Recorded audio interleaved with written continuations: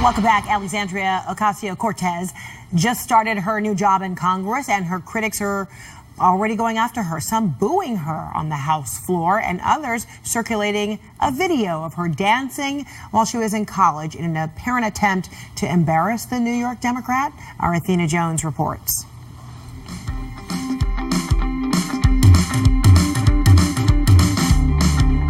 A 30-second video clip widely shared on Twitter showing New York Congresswoman Alexandria Ocasio-Cortez dancing on a rooftop. Shot while she was a student at Boston University, it's part of a several-minute homage to 80s movies like The Breakfast Club. The clip was posted the day before the new Congress was sworn in an apparent bid to embarrass the 29-year-old Bronx-born Latina, the youngest woman ever elected to Congress. The since-deleted anonymous post called the self-described Democratic Socialist a commie and a clueless nitwit, and inspired a backlash from those who saw nothing wrong with a college student having fun. Ocasio-Cortez responded by tweeting a new video of herself dancing into her office. The dancing post was just the latest example of an ongoing effort by critics of Ocasio-Cortez to diminish her. A socialist, proud socialist, democratic socialist. She's become a lightning rod for conservatives. She's proposing that we bring socialism to our country. Right now in Venezuela, there are people who can't afford shoes. In November, a columnist for the right-leaning Washington Examiner tweeted this photo of Ocasio-Cortez walking down a hallway in a blazer, apparently seeking to raise doubts about whether she struggles economically. Ocasio-Cortez wasn't shy about fighting back, posting in response, "Dark hates light. That's why you tune it out." She parries attacks from conservatives, including ongoing questions about her working-class roots, by calling out corny Republicans and telling one poster, "You didn't even know who I was 7 months ago. You're not going to birther me now." A reference to the longtime effort, once championed by now President Trump, to paint President Obama as un-American. We made it here to Washington, D.C. for what I am lovingly calling Congress Camp Day Zero. People are going to have to start paying their fair share in taxes. Ocasio-Cortez also supports liberal policies that some, even within her own party, see as pie in the sky, and that have made her a favorite target of Republicans. Alexandria Ocasio-Cortez, she's constantly wrong, but never in doubt. The GOP attacks on Ocasio-Cortez don't appear to be letting up. Some of her new Republican colleagues jeered her on the House floor yesterday when she cast her vote for Nancy Pelosi as Speaker. She retweeted a video of the moment, writing, "Over 200 members voted for Nancy Pelosi today, yet the GOP only booed one, me. Don't hate me because you ain't me, fellas." Athena Jones, CNN, New York.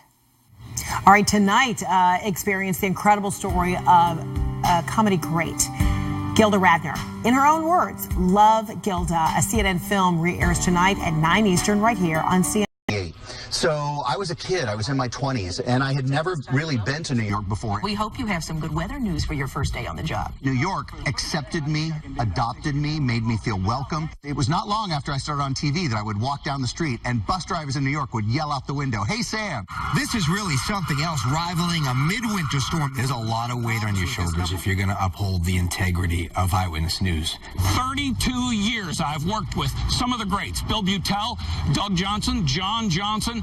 Some of those names have changed now. It's Bill Ritter and Diana Williams and Josh Einiger. What remains the same is storytelling, the ability to talk to people in this great city and tell their stories. In the Bronx, Jim Dolan, Channel 7 Eyewitness News. I've had the distinct honor and the pleasure of being able to talk to you over 34 years of the 50 years of Eyewitness News. It has been the front row seat to all of the major news stories. Many of us came to know her from that recognizable pose as the ruler of a hotel empire. Now we all know her as a tax cheat. I'll never forget how I felt the first time I heard Bill Butel say, "Now we go live to Eyewitness News reporter N.J. Burkett."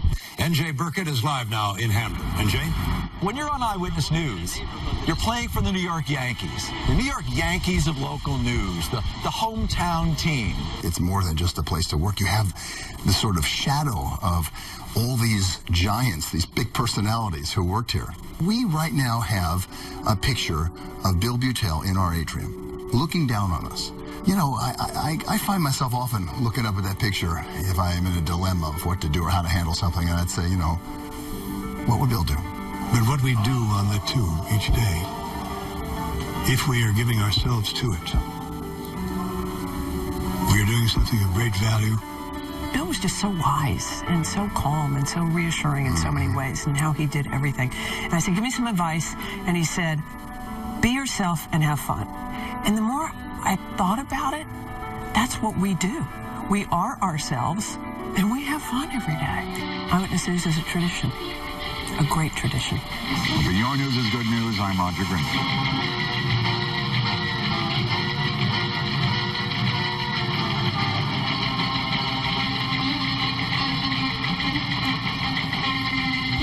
What a great look through history, right? The goal was always to focus on the viewers. They are what did and still do matter most.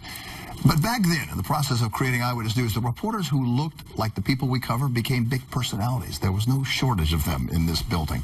One of the biggest was Roz Abrams. You heard some of what she had to say earlier. We're going to hear more now because she is filled with energy still and passion and tons of gusto. When I anchored with Roz, she would tell a racy joke, really, 10 seconds before we went on the air. 5, 4, 3, and I'm cracking up. That was Roz. And she's still like that, as Eyewitness News reporter Marcus Solis found out when he sat down with the incomparable Roz Abrams. I remember when I first got to that newsroom. I'd come from San Francisco. I was amazed at the caliber of talent. They had extraordinary writers. They had amazing photographers. They had editors that could make your story look good. Because I would run in there at the last minute. It would be in pieces. And they would get it together. They had anchors and reporters that were legendary. I knew about Eyewitness News long before I ever got there because of Bill and Roger and just that culture. So it was an amazing place, and you knew that you were going to grow and get really good at your craft because of who you were surrounded by. Hello, Roz. We never miss you on Eyewitness News. I've been gone how many years? And there is never a week that passes that people don't come up and go, Eyewitness News! They don't remember the name, or they'll go, hello, Roz, how is so-and-so? How is so? Just like I was there last week. Those were fun years. They were fun people. You couldn't ask for anything more. You got to remember, I got there like in November, and this phenomenon named Oprah Winfrey came and started her show. So the 4 led into the 5. I got to hand it off to Bill Butel. It was known as News Heaven. But I was lucky enough to land the 5 o'clock. Right. And I worked with Ernie Anastas, and it was a good time. I never thought of myself as a pioneer because I was so incredibly shy, insecure. People don't realize that everybody, you know, we kind of get out there and talk bodacious, but deep inside we're sweating bullets. And the thing that gave me more confidence and that I only could have gotten at Eyewitness News was when Oprah Winfrey came, and she was brown like me, and she was thick like me, and she was moving the world. And that opened up a mindset for me that you don't have to be tiny, and you don't have to be blonde. You can just be who you are. If you work hard, it's going to work out. Part of New York like no other station. Period.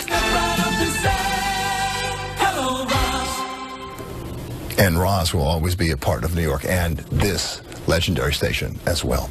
Coming up, 2 Eyewitness News veterans who have seen it all. John Johnson and Doug Johnson, the 2 brothers from different mothers and fathers. We talk to them next, but first, a clip of Eyewitness News from December 1980, the murder of John Lennon.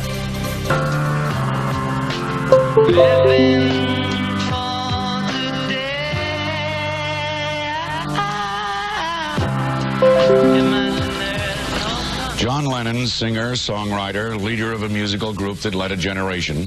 Earlier this week, he was killed. Today, New York and the world mourn. Thousands of people are gathering in Central Park to mark Lennon's death in the manner requested by the widow, Yoko Ono. Monday at 5. Are you ready to bank more money this year? Only 7 on Your Side knows every trick of the trade for 2019. Because we have seen it all. From how to spot the worst scams to making sure you score the best deals all year long. Monday at 5 on Channel 7 Eyewitness News. Diamonds at their lowest price in years. Half-carat solitaires are now $3.99, 1-carat $7.90, 2-carat $9.50 per carat, plus 1-carat studs $3.99. Insane prices on thousands of GIA diamonds and designer rings. Buy direct. The Jewelry Exchange Hackensack. Alexander's mom calls him edition of Up Close of Eyewitness News. So what was it like back then, really? The heyday of Eyewitness News. Was it really as wild and high-flying as the rumors have it? Did folks know they were kind of making history and forging a path that had not been traveled before? This morning, 2 men who lived it and lived to talk about it. John Edward Johnson Jr. and Doug Lamont Johnson, the Johnson brothers of Eyewitness News. And welcome, gentlemen. Thank you. So what was it like?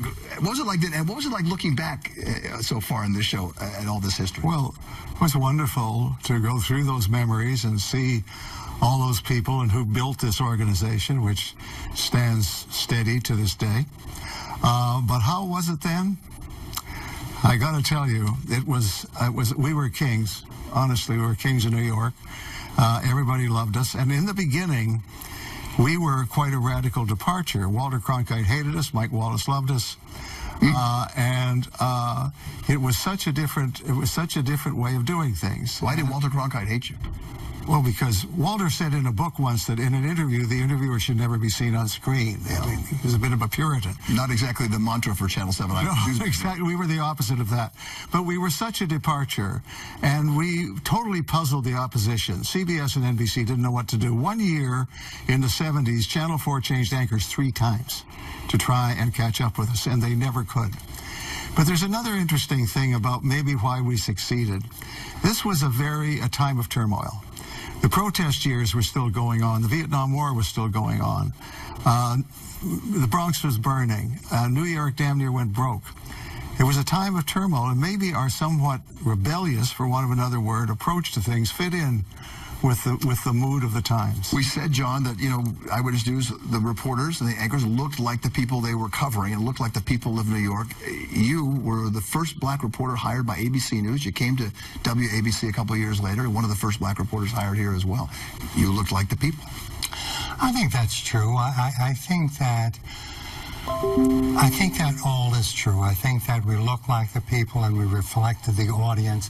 But I also think, most importantly, we were very good at being journalists, and that people ought to think about the fact that most of the people who were here at the time had a tremendous background in journalism.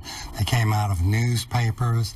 They were well rooted in the profession, and they certainly didn't want to do anything to that profession that would sully it.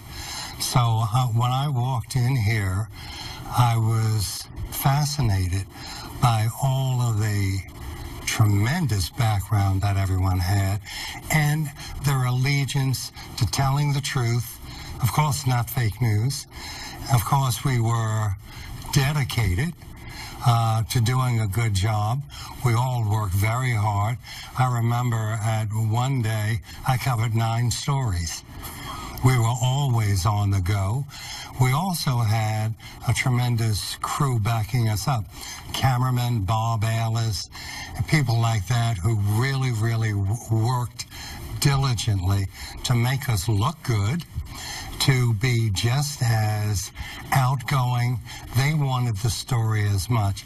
And you can't say enough about the marriage between the people who were working behind the scenes for the people who were working in front, and we all had a relationship to that audience. There were many of them, and you had so many people behind the scenes working, and it's interesting.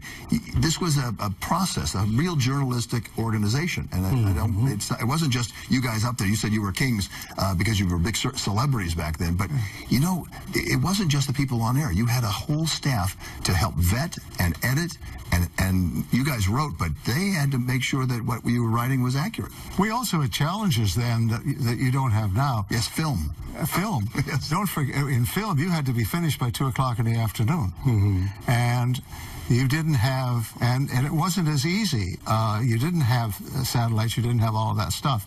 But one of the other things about it is that one of the important things, if you're on television or if you're a politician, you have to be accessible.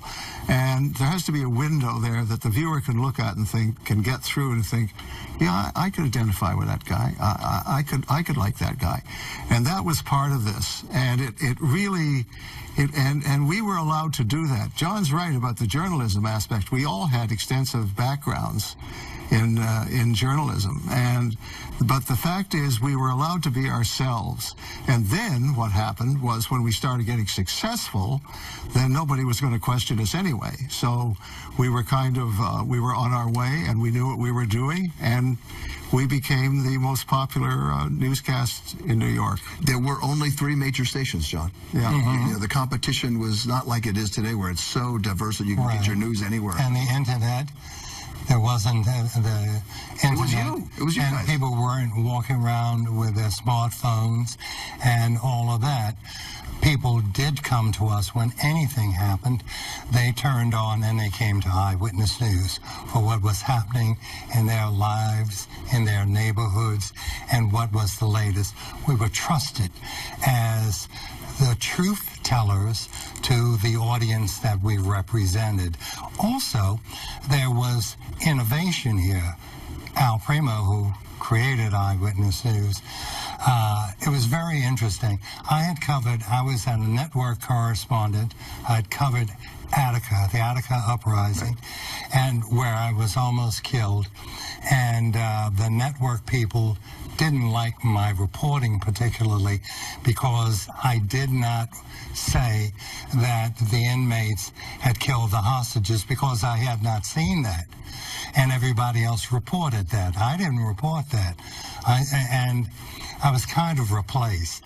But the truth of the matter was, in the riot, the 29 inmates who were killed and the 10 hostages that were killed by the police and the guards coming in. Yeah. And to this day, I did not say that. And I was replaced on the story. And Al Primo picked me up, asked me would I want to come here because I wasn't that, people at the net weren't that happy with me. But Al Primo hired me. And then later on, when I was proved correct and my work was put in the Eyes on the Prize documentary, and the moments that I captured was hailed as being the truth, I use that as a point in my life that I was able to come to Eyewitness News, and Al Primo and the staff here were not afraid to put it on the way it was. And that might have ruffled whatever, but I felt that Al, go do it. We're with you. Yeah. And I think that a lot of that continues today. They weren't that happy with us down the street, you know. Elmer Lauer, who was head of ABC News at the time, wasn't necessarily comfortable with the product that we were producing here. But Primo, we got so powerful, it didn't matter what Elmer Lauer thought. I want to continue our discussion. We're going to take a quick break. Will you stay around for another segment? Absolutely. All right. I want to ask you also about the 7 bars that were ringing this station way back when. There's not one bar now here anymore. I want to ask you about that and what it was like to work here. We're going to continue our conversation with the Johnson brothers, Doug and John, and Eyewitness News 50th anniversary when we come back. Stream live videos and see it. Our Eyewitness News turns 50 conversation with 2 veteran Channel 7 reporters and anchors, John Johnson and Doug Johnson. I do want to talk to you about the sort of the myths from the people who are still here about what it was like back then. There were 7 bars ringing this area. I assume some of them catered to ABC and WABC. Yes, that's true. There are no bars now. They're all gone across the street. They're gone because back in the day we went there too much and we probably used up everything that they were pouring. It was quite a time. There was some of that. There were 2 bars. There was McGlade's and Chips across the street. When Chips was a part of a hangout. Actually, there was a phone in Chips where the producer could call. It was direct line, phone to Chips. He could call the producer. I didn't know that. Could call that, but the and Doug did. And Doug did. But the Was that because I'm black? lifestyle, certainly the lifestyle was different, and the general lifestyle of the public was different in those days. You know, there was a little more, maybe a little more allowance for some behavior that may not be acceptable today. Because you could, you know, if you turned the channel, you only had 3 channels at 11 o'clock or 6 o'clock to turn to, right? Yeah. It wasn't what there is today, and I do want to talk to you about. But the camaraderie was not only in the newsroom, the camaraderie was a lot outside of the newsroom, and that was shared. A lot of us were friends. I've known Doug. Well, no, we were, to use a great WASP expression, we were mishproka. Mishproka, yes, right. Mishproka is the WASP way. The Yiddish way is mishproka. I know what it is. Anyway, and we were friends. We were a social group, and it was a halcyon time. I've got to tell you, it was wonderful. What's it like now? Do you think? What do you think it's like for the viewer, for the news consumer? It's so different than when. Well, one of the things that's changed, Bill, is this: it's not just about film. The production values are so much higher today, and we were given more free rein to as far as the length of stories was concerned. I won an Emmy for a series in the 70s. One of the episodes was 8 minutes long, and nobody complained. And they would complain now, Doug. They would definitely. I know they would complain now. So it was the machinery was different then, and also we were. Don't forget those were great years. I started in the 50s, and all the years I was in it, every year new technology, every year more money, every year new advances, every year a bigger audience.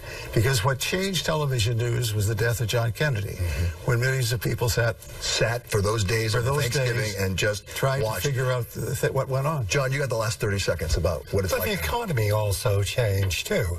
There were changes in the economy. More people had access to getting a television set and listening. And don't forget also radio, television, interwoven, WABC radio, WABC TV. The audience was, if you could hear it and then you could see it. Oh my God. Very different. It was great. And it was those interwoven forces made a tremendous audience. Thank you both. Well, Bill, thank you for this trip down memory lane. It's been really great, and thank you, Bill. I love you. Thanks for having me. Great. All right, honor to be here for you to be here. The 50th anniversary celebration of Eyewitness News has been such a fascinating period for us here now at WABC TV. It's been marvelous, really incredible to hear from you, our viewers, about how you remember those days when you saw these stories, and the big personalities, some of them characters like these two guys, who dominated the on-air news reporting in the tri-state and covered the really important and tough stories. It was real journalism. For those of us who are here now, it's real journalism still, but a different world with rapidly changing ways you can get your news. Anybody can write and publish if they have one of these.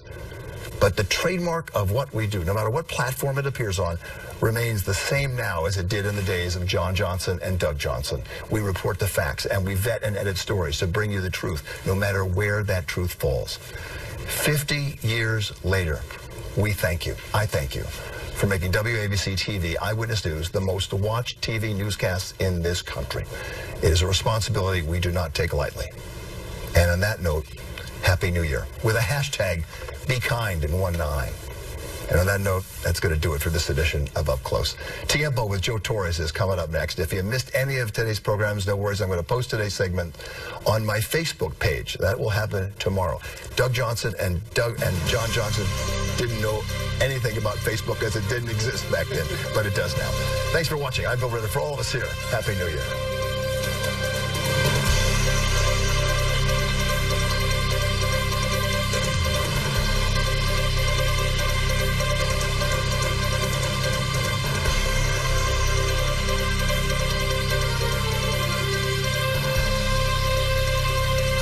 There is a school in the heart of El Barrio where the graduation rates are, bingo, very high.